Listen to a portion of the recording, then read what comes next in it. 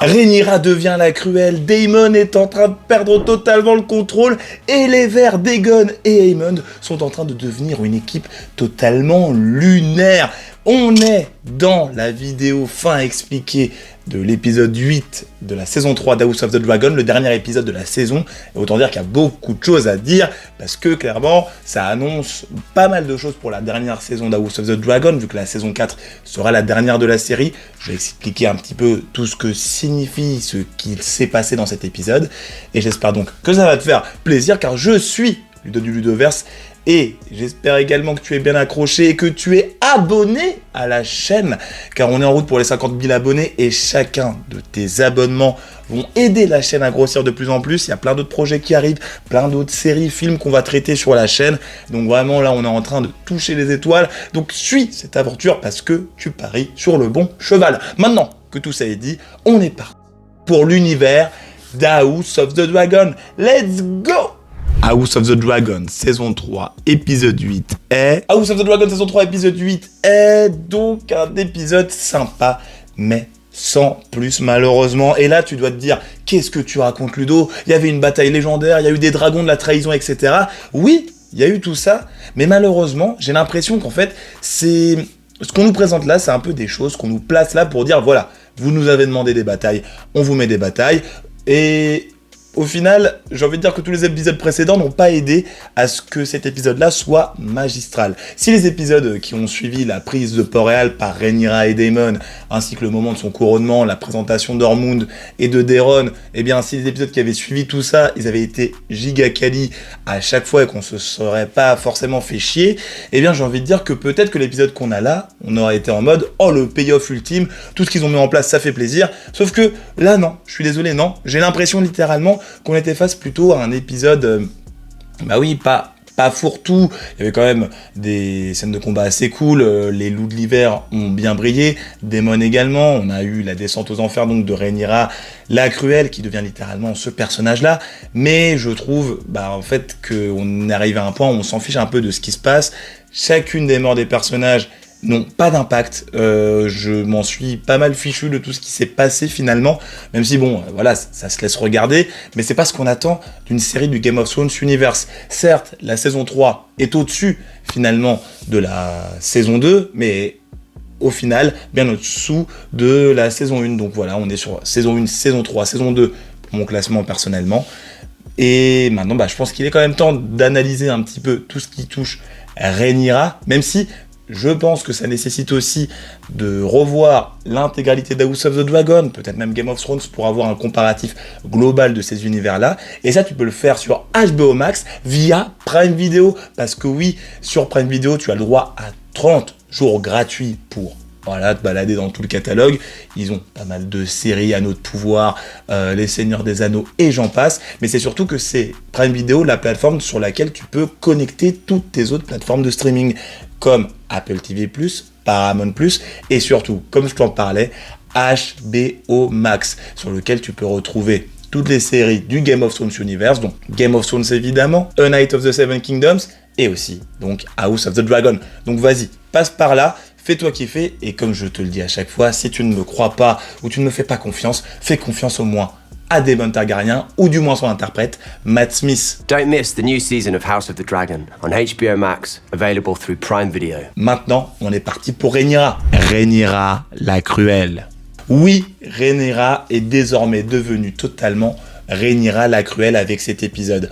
Parce que pour remettre dans le contexte, on a été face à une Rhaenyra qui s'est effondrée en apprenant qu'Aegon II Targaryen, le roi finalement, était revenu et avait été ressuscité comme si de rien n'était. Donc c'est-à-dire que l'épisode précédent on nous avait montré un Aegon qui retrouvait son dragon feu du soleil en brûlant les forces donc de Rhaenyra, et ce faisant, bah, tout le peuple qui avait cru Rhaenyra, parce que Rhaenyra avait dit tout simplement au peuple que Aegon II était mort, ce qui n'était pas du tout vrai, il ne l'avait pas retrouvé finalement, et là tout le monde va la prendre pour une menteuse, une reine illégitime, et aussi avec ce signe de résurrection de la part d'Aegon II, en plus avec son dragon qui est revenu d'entre les morts, ça fait un peu en mode les dieux veulent que Aegon II s'assit finalement sur le trône. Et là elle est vraiment du coup dans le caca, car toutes les cartes sont rebattus. Mais encore, si Rhaenyra, elle avait été raccord avec la manière dont elle se comportait avec le peuple, si elle avait toujours été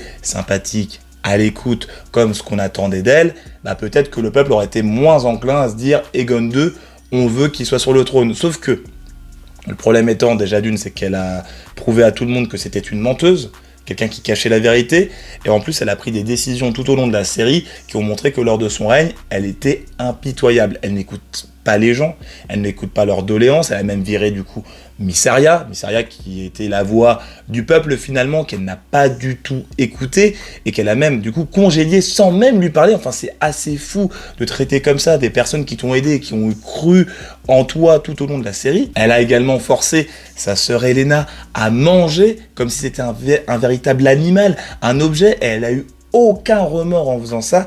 Et surtout je pense que le moment qui a encapsulé véritablement sa descente aux enfers, c'est quand elle a décidé de tuer un représentant de la foi, et donc de se mettre la foi à dos. Parce que la foi des Sept, c'est peut-être pas la religion, on va dire, des Targaryens, mais c'est la religion de Westeros, et l'histoire des Targaryens a déjà prouvé d'ailleurs que si tu te mets la foi à dos, eh ben, tu peux très bien te retrouver exécuté et mourir dans d'atroces souffrances. Voilà, bon, j'ai fait une vidéo à ce sujet-là sur l'histoire des Targaryens, les premiers finalement, que je t'inviterai à regarder peut-être à la fin de la vidéo. Mais bref, on est face donc à une Rhaenyra qui est totalement obnubilée par le fait qu'elle soit l'élue, que le trône est censé lui revenir de droit et qu'elle est censée régner pour protéger tout le monde. Elle a même balancé le rêve d'Aegon le Conquérant à toutes les personnes qui étaient présentes, en mode « Je suis là pour vous protéger des démons du froid qui arrivent là, dans le futur, etc. Faites-moi confiance, je suis l'élu. » On dirait une véritable mégalomane. Mégalomane qui a aussi une image qui colle parfaitement à la tenue qu'elle porte, vu qu'elle a décidé de changer d'outfit, là où on pouvait penser qu'avec les trailers, elle allait participer à des batailles. Non, non, elle décide de s'habiller comme ça pour montrer qu'elle a une poigne de fer, qu'elle est impitoyable et qu'aucune opposition ne sera tolérée. Donc on peut le dire, Tormund Hightower a mené à bien son objectif, celui de dire que Rhaenyra n'est pas du tout légitime à s'asseoir sur le trône de fer. Elle l'a poussé petit à petit vers la folie, même si cette folie, elle en est en partie responsable, on va pas lui retirer ça. Et c'est sûr que là, les gens du peuple, du moins, vont la considérer comme folle. Et Helaena Targaryen l'a aussi prédit. Elle a prédit sa chute avec sa petite tapisserie. On va en parler tout de suite. La prédiction finale d'Helaena Targaryen.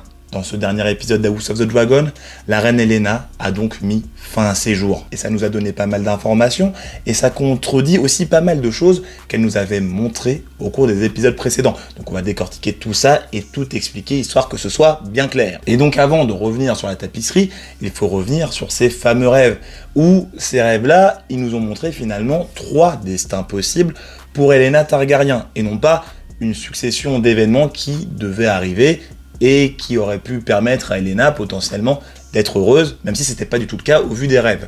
Donc ces 3 rêves étaient les suivants. Le premier, c'est celui où elle accouchait de l'enfant qu'elle portait en elle, et que suite à cet accouchement, les forces de Rhaenyra avaient pris l'enfant pour justement qu'elle puisse s'en servir comme outil politique, donc destin très tragique pour l'enfant d'Helaena et pour Helaena elle-même.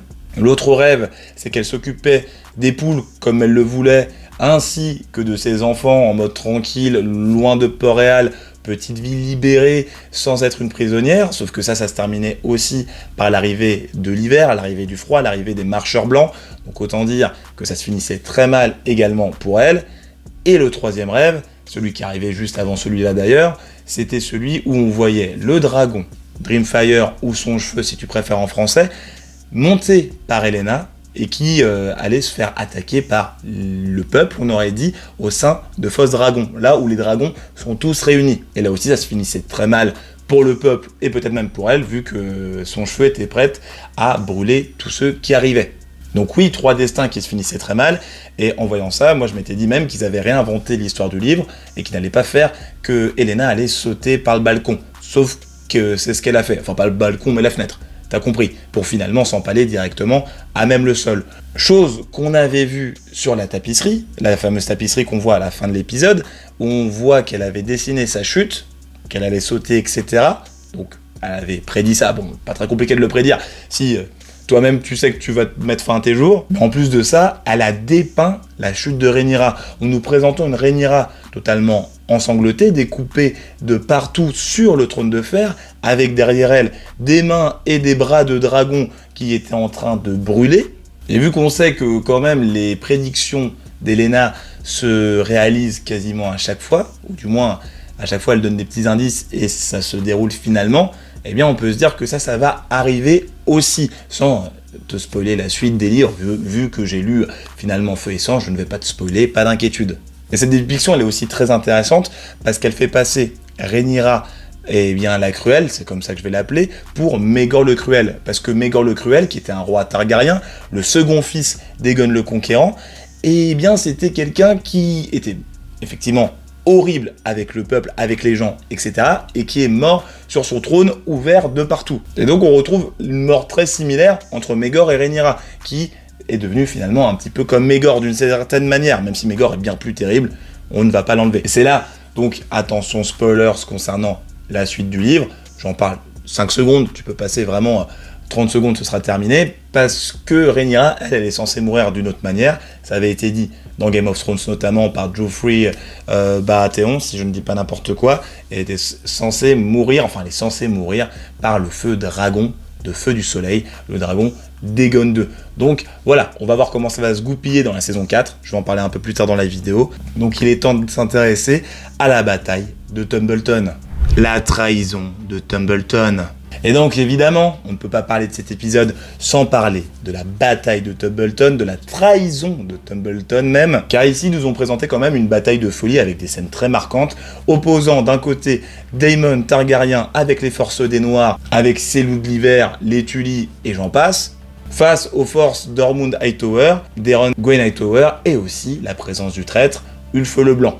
Et cette bataille était très intéressante car elle nous a montré finalement que les deux camps s'étaient avilis au plus haut point en devenant tous des enfoirés. Ormund Hightower d'un côté qui était déjà un chien mais qui a décidé donc de mettre en avant des enfants pour empêcher Daemon d'attaquer avec ses forces, sauf que là, évidemment Daemon et ses forces n'allaient pas du tout laisser passer ça. Et donc Daemon s'est retrouvé à tuer des enfants comme Roddy Larwyn, chef des loups de l'hiver qui était giga stylé tout au long de la série, je tiens à le dire, merci Roddy Larwyn, interprété par Tommy Flanagan pour cette prestation.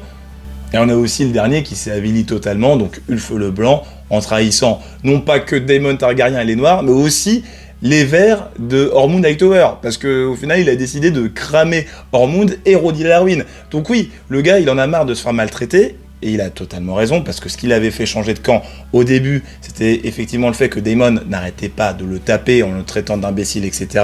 Tandis que Ormund l'avait convaincu que de son côté, il n'y aurait pas du tout ça, sauf que Ormund l'a violenté aussi, et on l'a vu à la tête de Ulf, c'était impossible qu'il laisse passer ça encore une fois, et là il a décidé de le cramer. Donc on est peut-être face à un Ulf le Blanc qui va prendre totalement son autonomie, qui va fonder son propre camp en devenant un loup solitaire, et ça ne m'étonnerait pas qu'avec son dragon, il devienne une véritable menace pour la suite, vu la direction que prend la série. Et vu que je suis toujours sur, on va dire, les semences de dragon, on a aussi, surprenamment, Hugh Marteau, qui était présent aussi lors de cette bataille.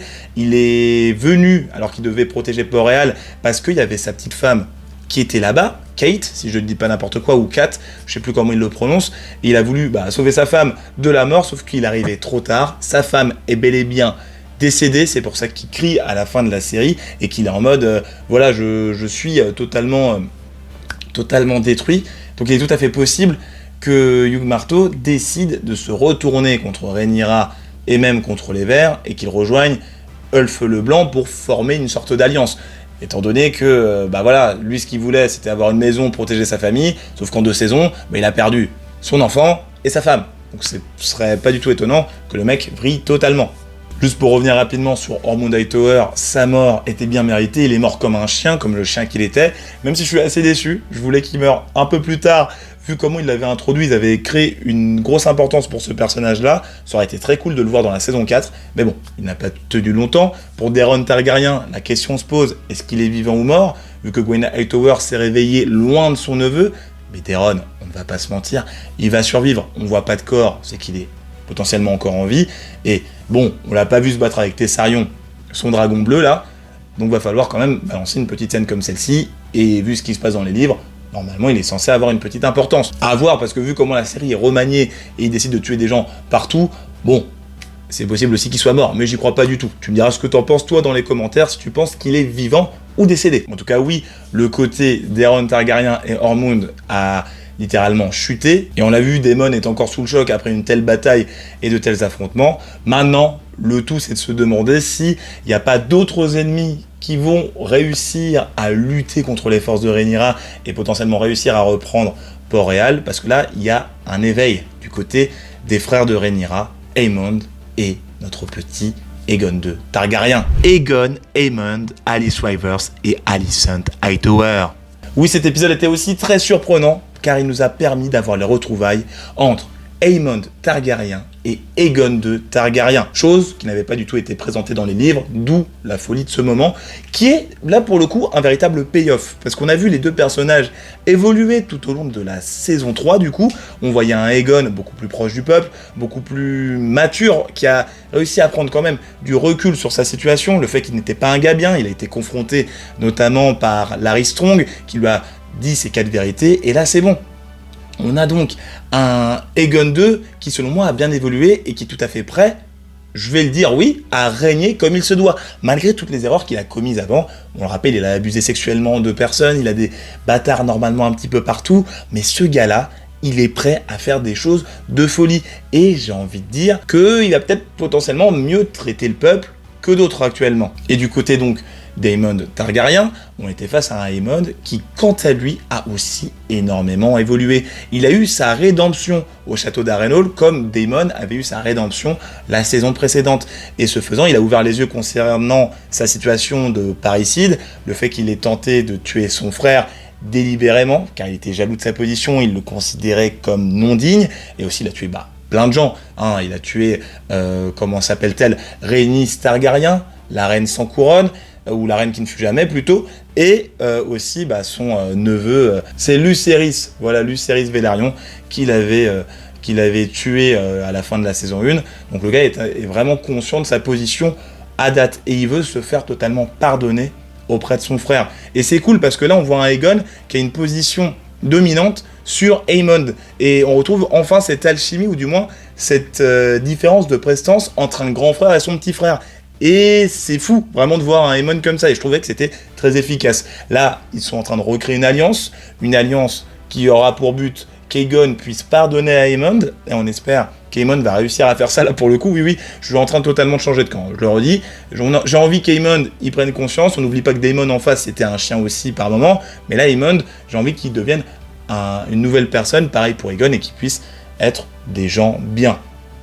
Donc maintenant, la mission d'Aemond, c'est de retrouver enfin Vhagar, parce qu'elle est dans la nature, et il va falloir qu'il soit avec elle, parce que bon, Aemond va en avoir vraiment besoin dans les batailles qui s'annoncent. Quant à Alicent Hightower, la maman des deux Targaryens qu'elle a essayé de tuer d'une certaine manière, elle est en route potentiellement pour revenir à Port-Réal, mais elle est avec d'autres gens qu'on n'avait pas vus dans les épisodes précédents. Peut-être qu'elle est justement en train de se balader un petit peu partout et qu'elle n'a pas envie de revenir à Port-Réal, parce que voilà, elle a trahi beaucoup de gens, elle est peut-être à un moment où elle se dit bon là c'est too much, peut-être qu'elle est un petit peu en balade, jusqu'au moment où elle se fera capturer et qu'elle sera renvoyée à Port-Réal. Le mystère reste entier, mais c'est vrai que quand elle va apprendre la mort de sa fille, moi je pense qu'elle va totalement se mettre contre Rhaenyra, ça me paraît pas du tout déconnant, surtout au vu de l'évolution de Rhaenyra. Puis bien évidemment, on ne peut pas parler d'Harrenhal sans parler de la grosse révélation autour d'Alice Rivers. Et c'est une folie aussi, car on sait enfin qui elle est, même si je suis pas totalement sûr que George R.R. Martin, le créateur du Game of Thrones Universe, il soit totalement raccord avec ça, mais en tout cas cette révélation a beaucoup d'importance, parce qu'on voit qu'Alice Rivers est finalement la femme d'Arryn le Noir, ou Arryn Chenu si tu préfères. Et Arryn le Noir, c'est qui? C'est le créateur du château d'Harrenhal, et avant tout, c'est un gars qui était extrêmement brutal, extrêmement ferme sur ses positions, et qui a combattu du temps d'Aegon le Conquérant, lorsqu'il a commencé sa conquête de Westeros, et Aegon lui avait laissé le choix, en mode tu ouvres ton château et tu ploies le genou devant nous et on te laisse en vie, sauf que le gars a décidé avec ses enfants de rester dans le château et dire non, on ne fera pas ça, Et c'est à ce moment donc que Balerion est arrivé, il a brûlé tout le château d'Harrenhal, d'où son état désastreux à chaque saison, et il a aussi, bien sûr, buté Arène le Noir. Mais sauf que sa femme, donc Alice Rivers, est restée en vie, et un de ses enfants aussi a survécu au feu dragon, et elle a essayé, donc Alice Rivers, de le sauver par tous les moyens possibles, se liant donc à une magie interdite, aux enfants de la forêt aussi potentiellement, elle en a parlé, ces êtres qu'on avait vus dans Game of Thrones, et au final elle s'est retrouvée maudite, impossible pour elle de pouvoir mettre fin à ses jours, peut-être même de quitter le château d'Harrenhal, ou du moins cette zone-là, donc ouais, c'est très galère pour elle, parce que là on est face à une femme qui a près de 150 ans finalement, donc à voir comment sa relation avec son promis, Aemon Targaryen, va définir l'avenir d'Alice Rivers, si elle va pas donner naissance à d'autres enfants Targaryens qui auront une importance capitale dans le futur, parce que bon, le futur du Game of Thrones Universe est en train de se dessiner, et d'une manière très significative. On en parle, on va parler de ce qui va se passer après House of the Dragon saison 3, ou du moins ce qui va arriver après House of the Dragon saison 3. Oui, car le House of the Dragon Universe ou le Game of Thrones Universe est loin d'arriver à son terme. Il y a beaucoup de projets qui ont été annoncés pour les années à venir. On a notamment donc House of the Dragon saison 4, qui va être la dernière saison de la série, qui va tout conclure. Je pense que ça va être un rush assez impressionnant, parce qu'il reste beaucoup de choses à faire, où ils vont peut-être juste dégager des batailles comme ils l'ont fait dans cette saison, parce qu'on n'en a pas parlé dans d'autres vidéos, mais il y a une des plus grosses batailles de tout le Game of Thrones Universe qui a tout simplement été effacée. Ça s'appelle la curée des poissons, si je ne dis pas n'importe quoi, et c'est une bataille terrestre avec les forces de Daemon, du moins Roddy la Ruine, les Tully, etc., qui affrontaient les forces des Verts. Et c'était une bataille dégoûtante où les gens se noyaient, se massacraient au sol, et ils l'ont tout simplement coupé, honteux. Donc à voir s'ils vont pas faire sauter d'autres batailles, c'est assez mystérieux. Et donc cette saison d'House of the Dragon, saison 4, sortira en 2028, dans 2 ans, on peut patienter. Par la suite, nous aurons aussi la saison 2 de A Knight of the Seven Kingdoms, série centrée sur le chevalier errant Duncan et son fidèle acolyte Egg. On en a parlé pas mal sur la chaîne, je t'inviterai à regarder les autres vidéos. Et on n'oublie pas non plus qu'actuellement, il y a une pièce de théâtre qui est en train d'être jouée sur le règne du roi fou, Aerys Targaryen, père de Daenerys. Et on a aussi évidemment un film qui arrive sur Aegon le Conquérant et sa conquête de Westeros. À voir s'il y aura plusieurs films, mais je pense que ça peut être phénoménal. Ce sera sûrement après 2028. On verra ce qui va être annoncé dans les prochaines semaines, prochains mois, etc. En tout cas, on espère que niveau qualité, eh bien, House of the Dragon saison 4 pètera les scores. J'y crois moyen. A Knight of the Seven Kingdoms, j'y crois beaucoup parce que la saison 1 était très folle. Et le film, on croise les doigts, évidemment. Après, bon, il y a encore beaucoup de parties de l'histoire des Targaryens qu'il y a raconté, notamment de la chute de Valyria jusqu'au règne de Maegor le Cruel, et aussi, il y a encore beaucoup de morts qui sont censés arriver concernant les Targaryens et leurs dragons dans House of the Dragon, et j'en parle juste ici, dans les vidéos qui sont juste là, donc n'hésite pas à cliquer. C'était Ludo du Ludoverse, abonne-toi, partage, et prends les 30 jours Prime Video pour profiter après d'HBO Max, et moi il ne reste plus qu'à te dire à la prochaine, salut!